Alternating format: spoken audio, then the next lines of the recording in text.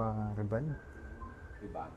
So, Pero yung gusto mong riband, gusto mo flat or may ball? may volume. Parang natural. Natural look. How about your haircut? Haircut, siguro sa gilid lang muna. Tapos, bawasan natin tong konti. It's up to you na. So sir, pag na-riband to, haba to ha? So may mga white yung kayo. Meron. Color na ba kayo? Sige. Sabay na natin.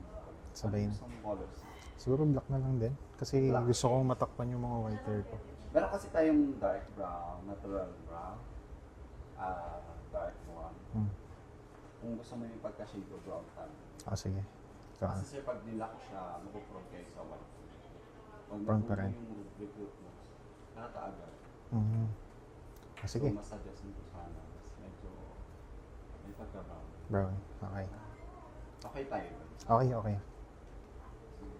Tapos treatment na rin sir kasi medyo iba yung texture. Texture. Para at least mabalawan ng hair mo, smooth siya. Tsaka hindi siya. Dry. Okay. Sige, paano na natin? Start. Virgin hair to? Virgin. Ay, so ready na po kayo. Ready na. Sige, start na natin. You are done! Ayan na siya. Saan masasabi mo sir? Ayos, ganda. Para akong opa.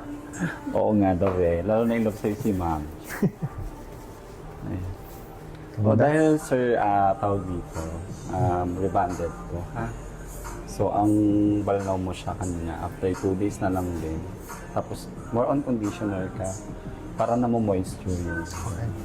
Tapos, sir, ang pag-retouch nito, yung reband na yan, after 6 months, kasi yung regrowth niya, nagkukulot. Pero ito, di naman na yung babalik sa dati, sa permanent.